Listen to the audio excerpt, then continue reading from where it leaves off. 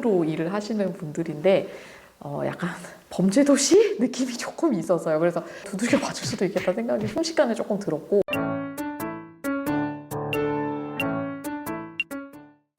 네, 여러분 안녕하세요. 간보는 의사원입니다. 제가 얼마 전에 좀 충격적 일이 있었는데요. 이 40대 남자 환자분이시고 조선족 분이신데 바쁘셔서 병원 진료를 자주 못 오셨어요. 그런데 이제 저희가 보호자 대진이라는 제도가 있거든요. 그래서 병원에 못 오실 때, 급할 때 보호자분이 뭐 오시면은 진료를 해드릴 수는 있는데, 보통 보호자 대진 때는 저희가 서류를 요구하는 게 있습니다. 뭐 관계증명서라든지 아니면 신분증 사본이라든지. 근데 이것도 사실 병원에서는 귀찮죠. 근데 사실 이런 서류 요청은 그냥 국가에서 정한 기준이라고 생각해 주시면 될 것 같아요. 그러니까 예를 들어서 이런 서류가 없이 그냥 대진을 받다, 이건 나중에 이제 국가에서 보건복지부 이런 데서 감시를 하거든요. 걸리게 되면 병원은 처벌을 받게 됩니다. 그러니까 어쩔 수 없이 그런 서류를 챙기는데, 이 아버님은 연세가 좀 있으시니까 아마 짜증이 좀 그동안 많이 쌓이셨던 것 같아요. 충분히 이해는 하고요.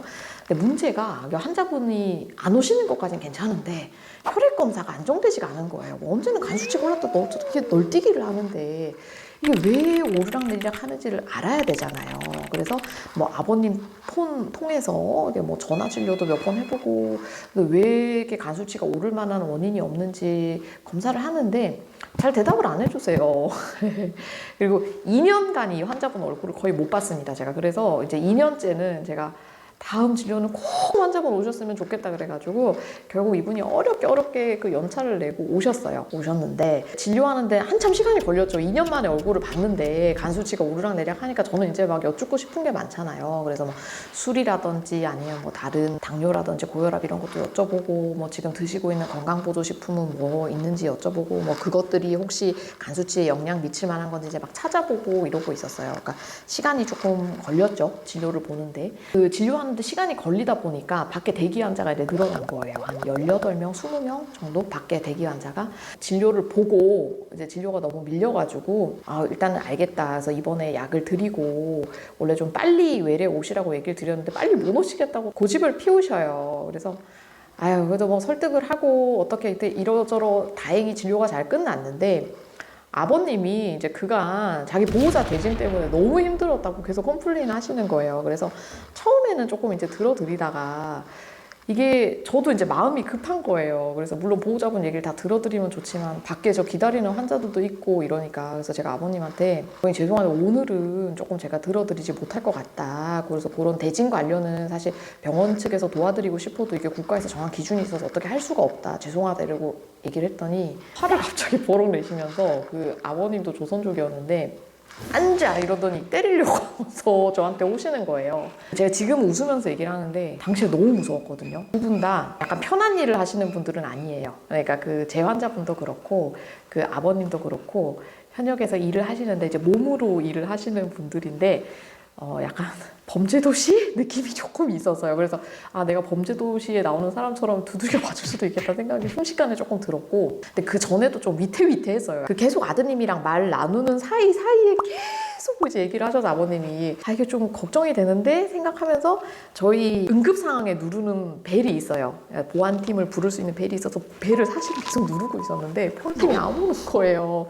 그러다가 이제 공식적으로 좀 진료를 나가주셨으면 하고 얘기를 드렸더니 이제 아버님이 때리려고 저한테 이렇게 오셨고, 근데 제가 참 그 순간에 왜 그랬는지 모르겠는데 놀래기도 했고, 그러니까 튀어야겠다는 생각이 1번이었던 것 같아요. 왜냐면 저희 진료실은 뒷문이 없습니다, 여러분. 그리고 문이 있고 문 바로 앞이 환자랑 보호자가 앉아 계시고 그 뒤가 저예요. 그러니까 뒤에는 막힌 공간이거든요. 그러니까 이분이 예를 들어서 때리려고 오면 저는 맞을 수밖에 없는 그런 구조란데 벌떡 일어났어요. 그러니까 이 할아버지도 벌떡 일어나서 때리려고 하다가 제가 나니까 살짝 움찔을 했고, 그 사이에 저는 다행히 문을 열고 이제 도망을 나갔어요. 도망을 나가서 보안팀 불러주세요 라고 이제 겨우 얘기를 하고 이제 두 분은 나가시기는 했고요. 근데 저는 뭐랄까 의사 폭행, 진료실 폭행 이런 거를 다행히 대처를 잘해서 실제 맞지는 않았지만 너무 아찔하더라고요. 되게 아찔하고, 사람들 그렇게 생각하잖아요. 의사가 잘못해서 뭔가 저렇게 때릴 만한 일을 했으니까 때리는 거 아니야 라고 생각하는데, 저는 이게 제가 맞을 만한 일이었는지는 정말 모르겠거든요.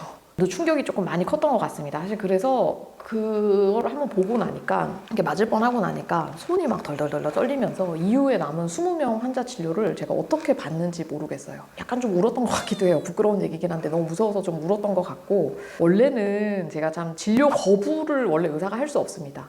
못해요. 아무리 싫은 환자라도 봐야 되는데 이분은 제가 어떻게 할 수 없어서 업무과에다가 특별 요청을 좀 했어요. 진료를 못 볼 것 같다. 예, 그냥 신체적 위협이 돼서 저는 못 볼 것 같다라고 솔직히 얘기를 드렸는데, 아무튼 여러분 의사 선생님들 참 불쌍한 사람들 많습니다. 그리고 조선족 분들 어떻다 이렇게 얘기가 많은데 사실 저희 부처는 조선족 분들 되게 많으세요. 그리고 되게 좋은 분들 많으셔서 저는 관계 좋은 분들을 운영하시는 가게도 놀러 가고 그러거든요. 근데 극단적인 분들은 반드시 어디나 있는 것 같아요. 너무 무서워요.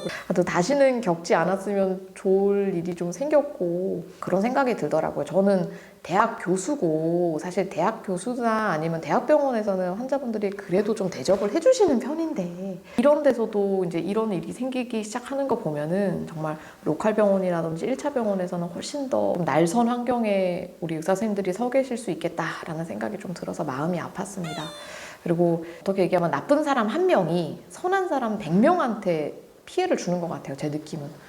왜냐면 임팩트가 그만큼 크거든요. 그래서 이런 분들에 대한 처벌이라든지 아니면 법적 근거를 조금 더 적극적으로 해야 되지 않을까라고 진지하게 생각을 했습니다. 아무튼 오늘은 뭔가 분명히 악플이 올라올 게 당연하기 때문에 따로 의견은 남겨주지 않으셔도 될 것 같고요. 그냥 의사들 고생하는 사람들 많구나 라고 알아주시면 좋겠습니다. 여러분 항상 건강하세요.